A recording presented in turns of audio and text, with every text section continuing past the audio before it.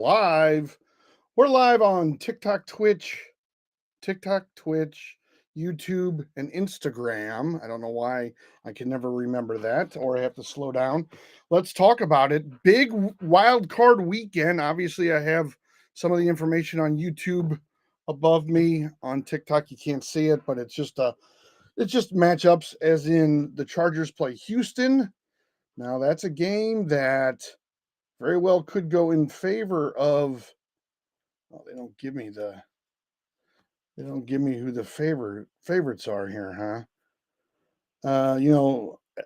Chargers could win that game. I see Baltimore beating Pittsburgh in the second game on Saturday. Now the three games on Sunday, don't know if it matters or not, but maybe you can see those. Let's talk wild card weekend. Let's talk. Do you have any daily fantasy sports, specifically football questions? I will tell you that um, if you look at the matchups and what you can bet or play or however you want to phrase it in daily fantasy, there are it's a little tough to find a low end wide receiver or running back that is definitely going to put up any points. There aren't really many. And the ones that don't cost a lot, like Reynolds for Detroit, doesn't really put up enough points at all. Patrick Surtain, I can't wait for the Broncos to play. Yes, look, that's going to be a great game. Unfortunately, obviously, they have to go to Buffalo. But all right, sideline fans, moderators here. Yes, Nathaniel. But yeah, the Broncos, that's going to be a fun game. I mean, in all honesty, if Nix can play his game, if Cortland Sutton Vele, if they can get something going on the ground, they should they do. Let me just put it this way. It's a favorable matchup for them. Again, yes, I know that defensively they'll have their hands filled. There's plenty of receivers. However, if you look at it, not a lot of receivers with Buffalo put up big points. 10, 11 might be all that you see. Miss Boye has been hitting the gym. Oh, you've been hitting the gym, or you say I've been hitting the gym? No, it's the different angle that I'm at now because I realized I was sitting too high before. Yeah, you have a great defense in the NFL. Patrick, you can stop a lot of those pass plays. And the other thing about it is your defense has been doing pretty well for the last few weeks specifically, and Buffalo's has not. The one thing about it, if you think about those games with Cincinnati and you think about some of those other games, they really are not putting up a lot. Buffalo, a lot of good things defensively, a lot of scoring. You think about the Cincinnati game, and there were a few other games that were shootouts, but they really don't have that great of a defense. Yes, outside of you, Patrick, your defense has not been that good, but I think that it will be, better. Um, Sean Payton is a great coach, so you at least have that going for you. Not to say that Buffalo isn't, but really, in my mind, the key to this game will be, can you stop Josh Allen on his feet? Can you stop essentially the feet of Josh Allen? Because that's the thing. That's where he breaks your back, that third and long where he runs for it. You got everybody covered and then he runs for, I mean, that's a backbreaker in any scenario, especially when you go to, a playoff game. Now, last week, I consider that game, Minnesota and Detroit, being a playoff game. I mean, there's no other way to decide that. Yeah, you have one of the best D lines defensively. Again, or maybe I didn't say this, but let me just look up. We can talk about the defense between Denver and Buffalo right now, actually. Let me just get into it. If anybody has any daily fantasy questions, let me know as well. I can try to help you with that. I did read something and I wanted to look into it a little bit more. Maybe Nathaniel, if you see anything, I heard that David Montgomery, supposedly, there's rumors that he's going to come back for the playoffs, which might not be a bad thing considering Gibbs has had quite the workload over the last few weeks, especially towards the end of the season here. That would be a real shot in the arm for them, no doubt about it. And then the other topic I want to talk about wild card weekend. Any questions on daily fantasy? hoping to help with any of that kind of stuff. And then tonight is the premiere of Tiger Woods. I think it's Tomorrow Golf League, which, if you ask me, I mean, the idea sounds pretty cool. All right. I've had videos on YouTube. I've had videos on TikTok. I've been getting lambasted basically because I said they picked, what is it, 8 players that, barely anybody's heard of. Now, golfers, if you're a golf fan, you've heard of them. And I understand that. That was never my point.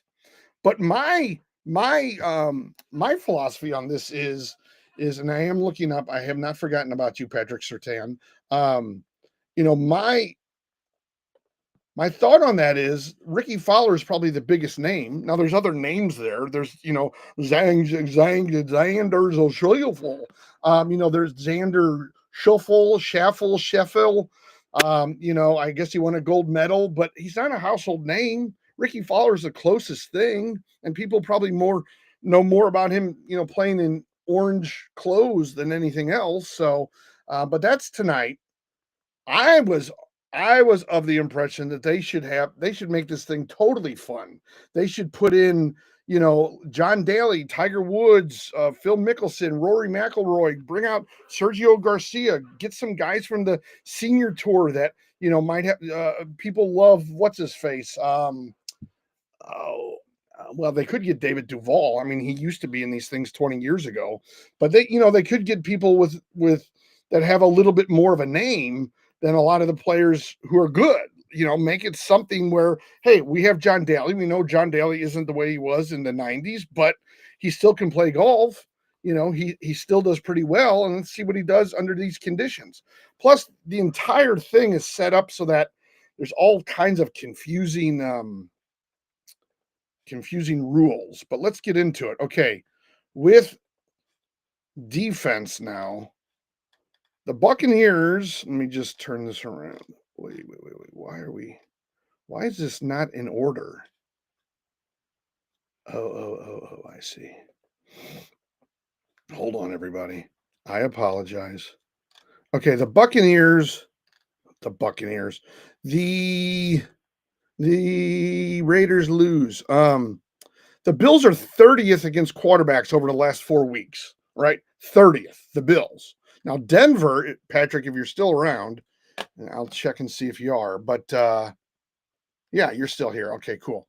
The Bills are 30th against quarterbacks. The Broncos, because we're talking about the Denver Buffalo game, the Broncos, if I can ever figure this out, and I even have my glasses on, they're 24th. So not too far apart. The Bills give up 23.8 points on average, and well, that's half PPR. And the Broncos give up 20 points, so about a difference of 3 points.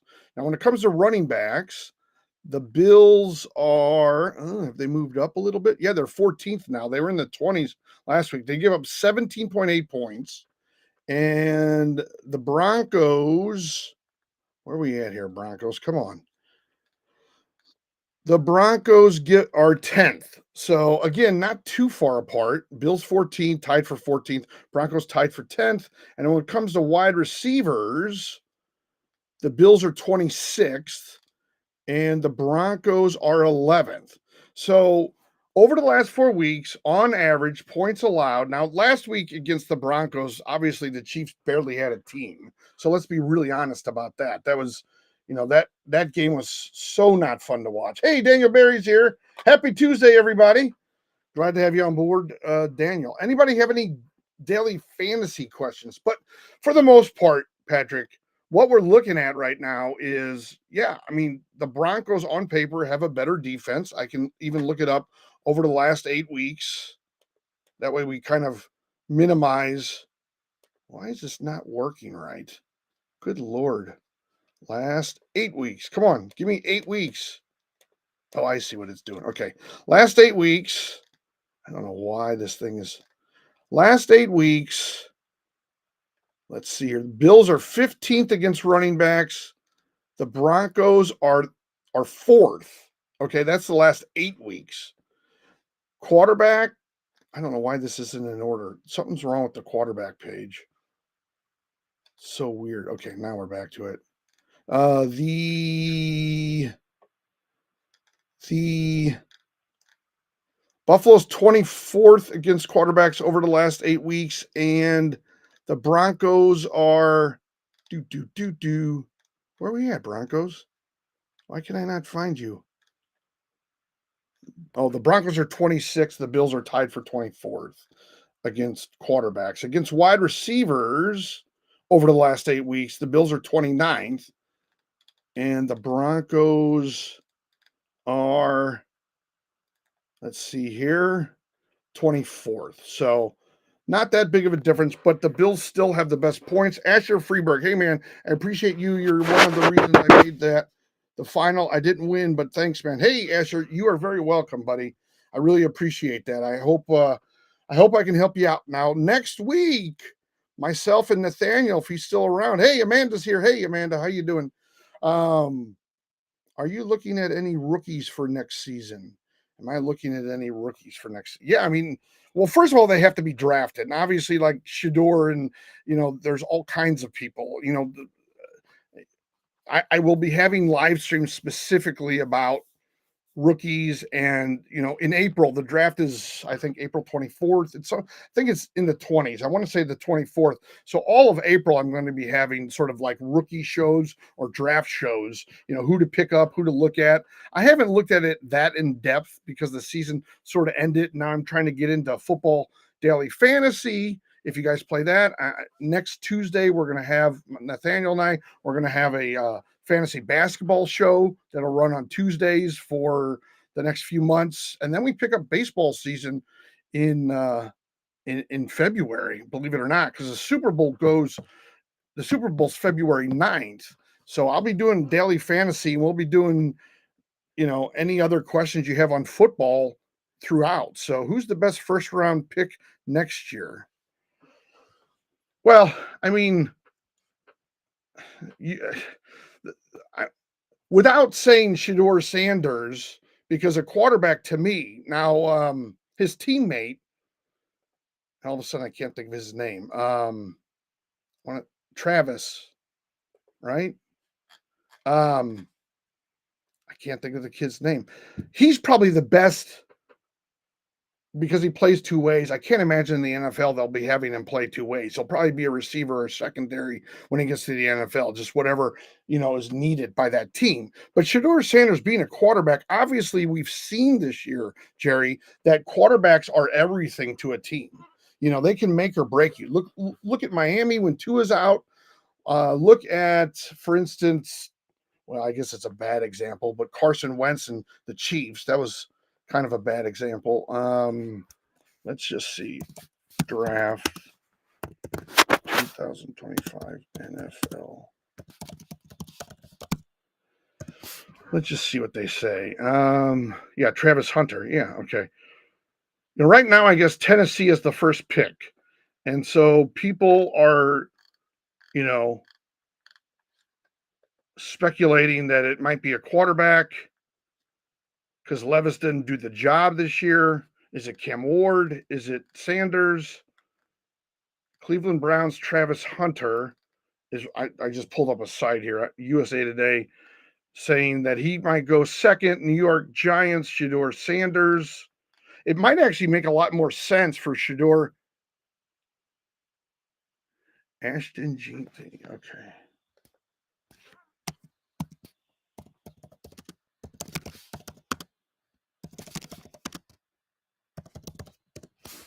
Let's see what they said. 220.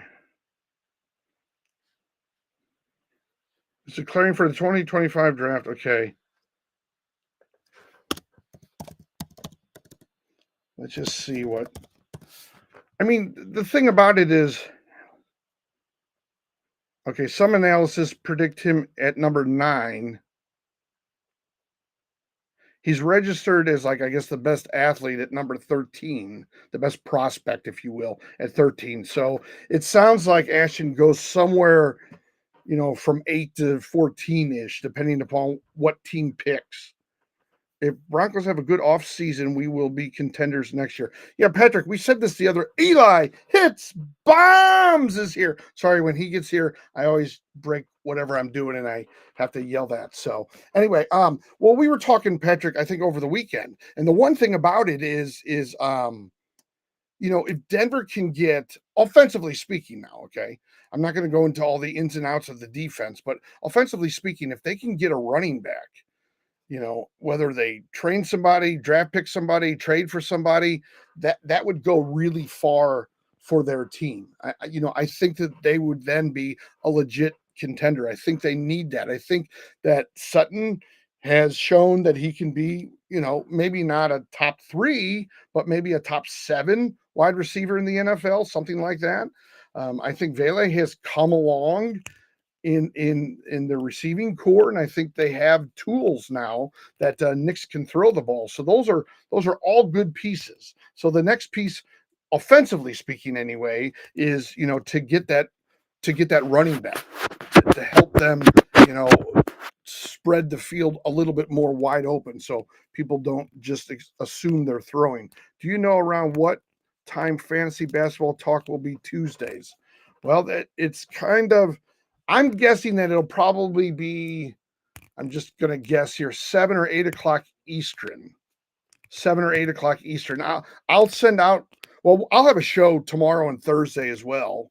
I should have a show tomorrow and Thursday, and I'll put that out. Plus, I'll try to do one of those reminders on TikTok so you know when the show's coming out. But it'll probably be, like I said, 7 or 8, I'm guessing, Eastern time on Tuesday, and then we can talk fantasy basketball all the time and see.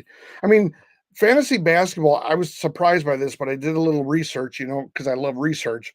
But I found out that fantasy basketball is actually number 2 behind football, and I always thought that it was baseball, but it's actually basketball by almost 10 million people, or maybe 5. It's like football's like 62 million people play it, and then basketball is like 33, and baseball might be 28, or it's somewhere.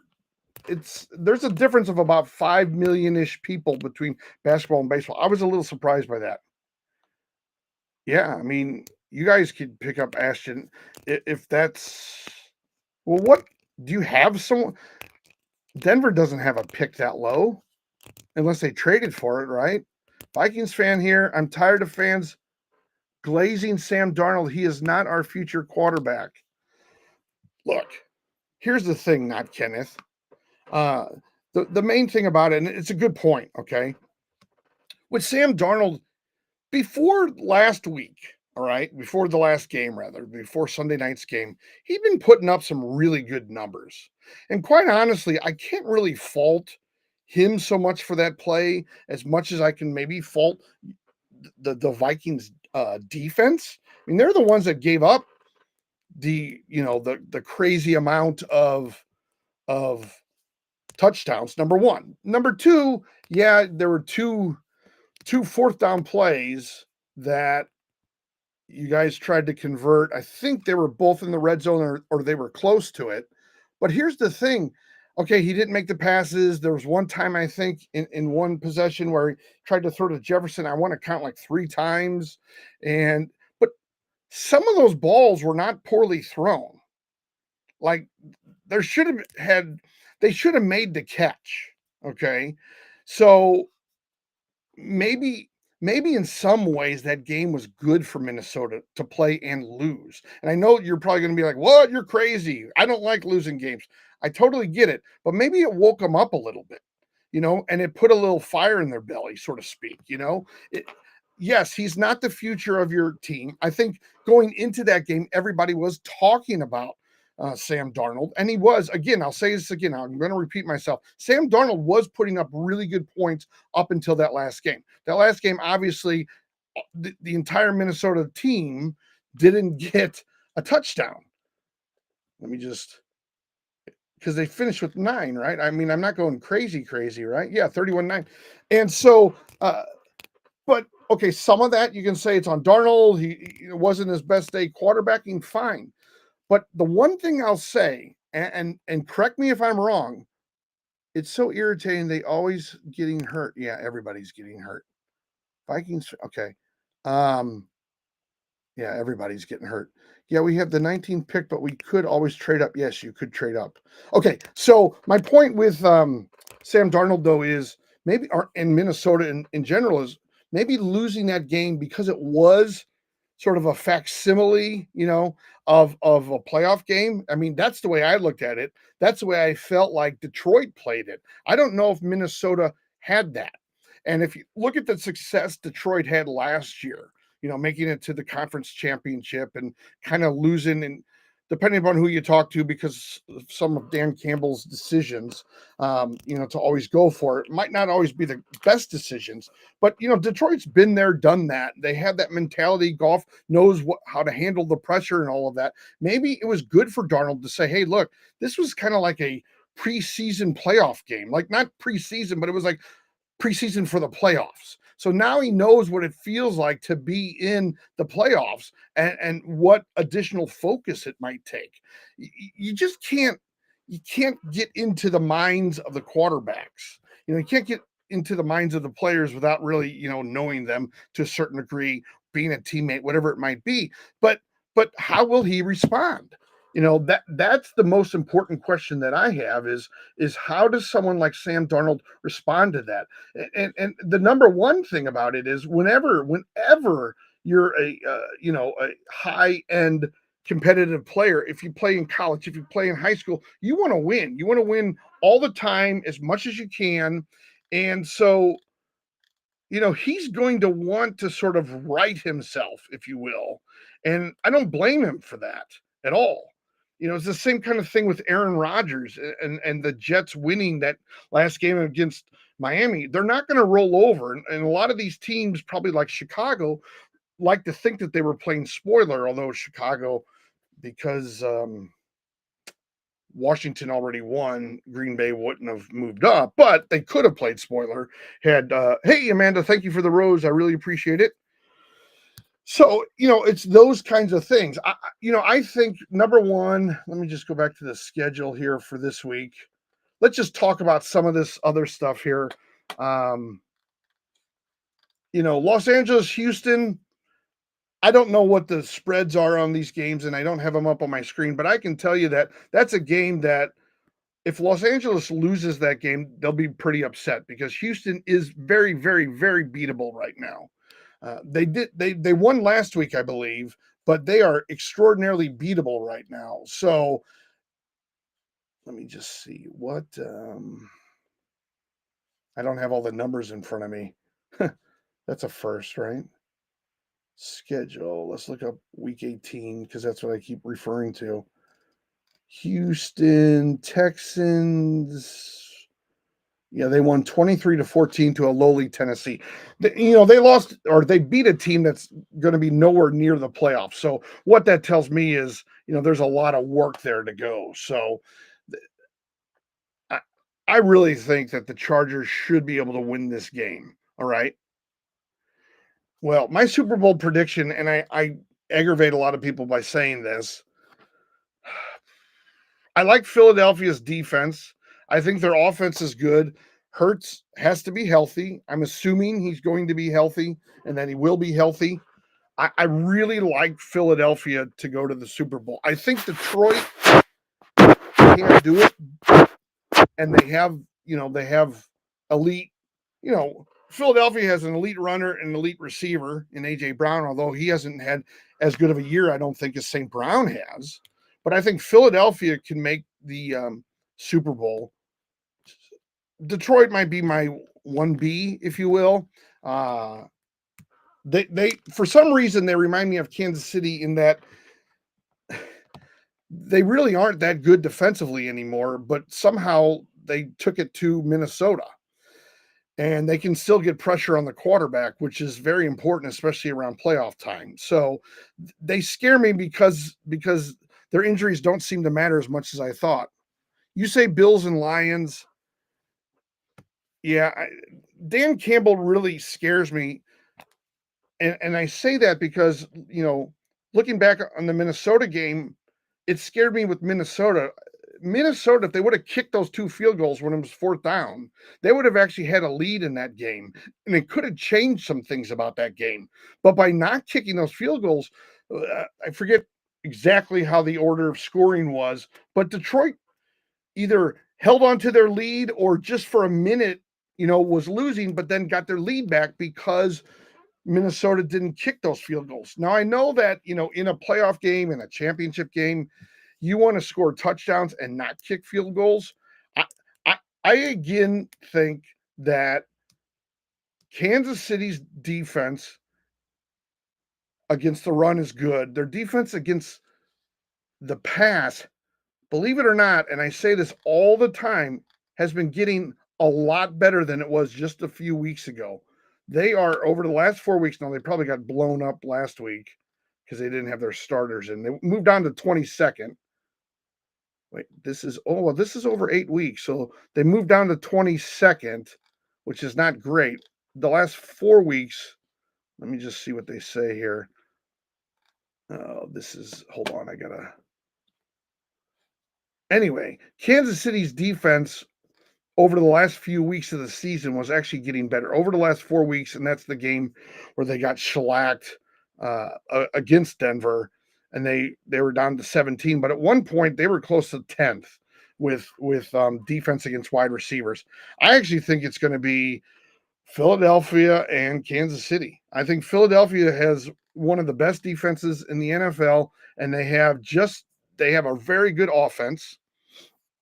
With Saquon, if hopefully they can get everything squared away with Devontae and AJ Brown from a wide receiver standpoint. They have very good tight end.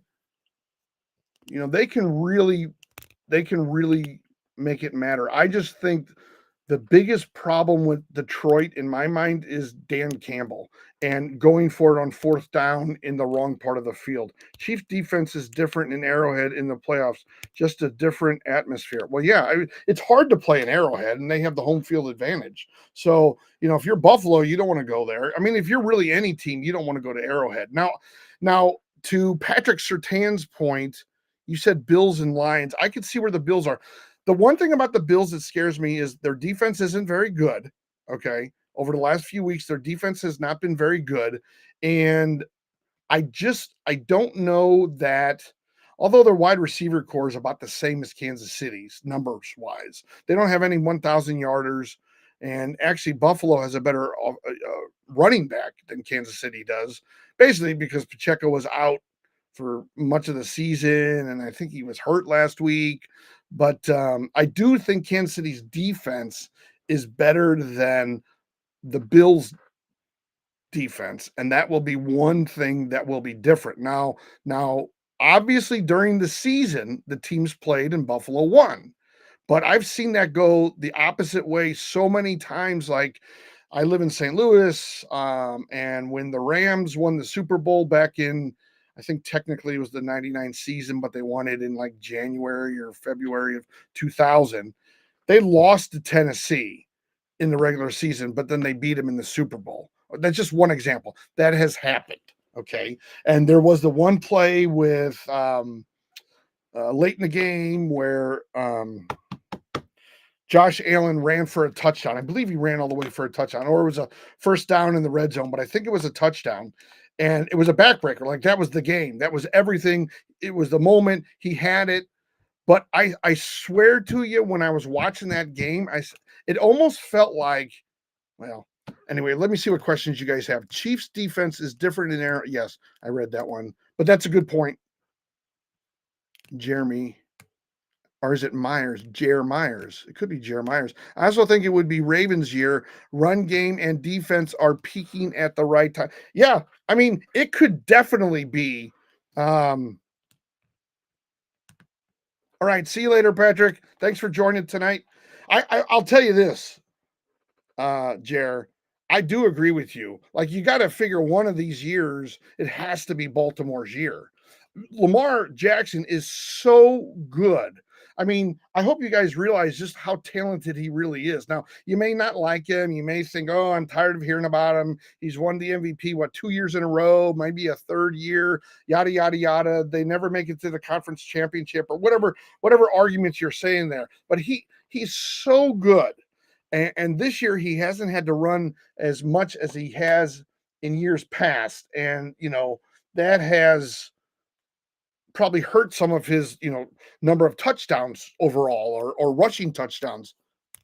Yeah, Lamar, and doesn't worry about public perception. They can win. Yeah, look, I would, if Baltimore made it to the Super Bowl, depending upon who they go against, I'm probably rooting for him. I mean, Philadelphia and Baltimore goes to the Super Bowl, I'm probably not rooting for Philadelphia.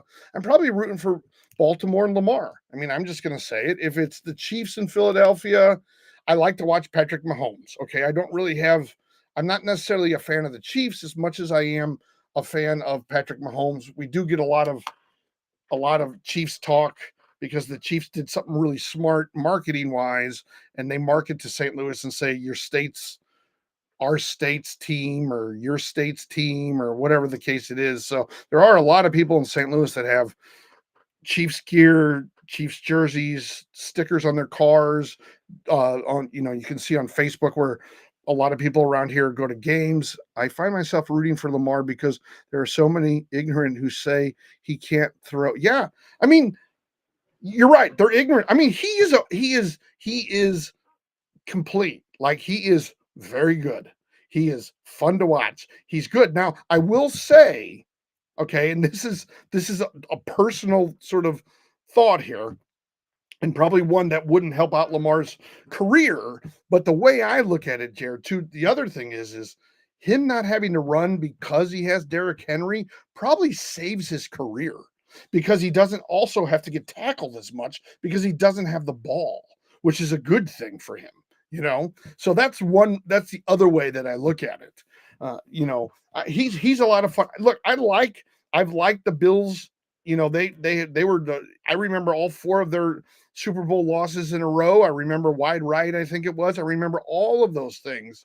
And it's a great town. It's sort of the AFC's version of Green Bay to a certain extent.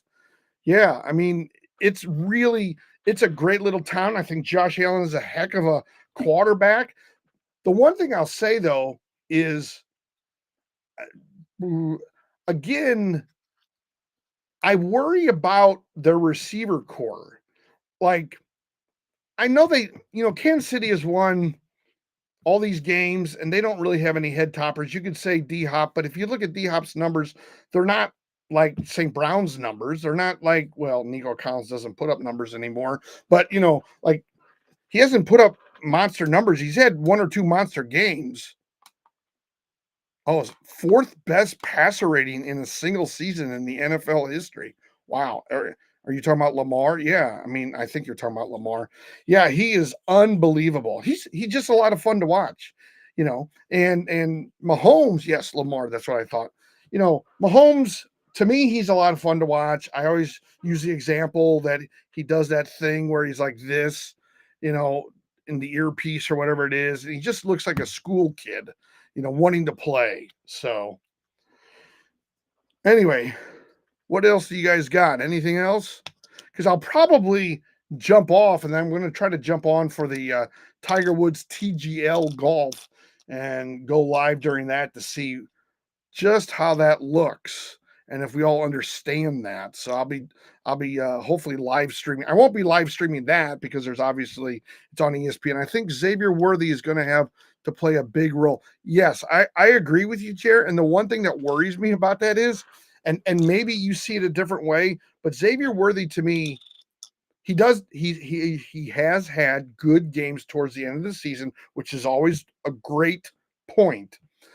But I don't know that he has ever really come to grips with the fact that or that he knows exactly where he is on the field. Great receivers in my mind, Jer. Great receivers in my mind know how to get those two toes down. We were watching it, I think, with Detroit, and was it St. Brown or Jameson Williams? maybe it was Jefferson. One of them in that game, like, made sure to get their toes down so the catch was in bounds. Xavier Worthy more than once this year caught a ball and basically had 1 foot out of bounds. Yeah, he's totally great, unpolished. I completely agree. And the route running is, not great. He has speed. He can obviously, I think he dropped a few passes, but his hands are a little bit of a question mark, but he's okay with that. I think Xavier Worthy could be really good. I just think, like you said, his route running, what I'm saying, like the awareness of where he is on the field, it's all a work in progress. You're exactly right about that. So he's fun to watch when he catches the ball, but it's getting the ball that sometimes is the real challenge there with him. So I think he could. Um, it'll be interesting.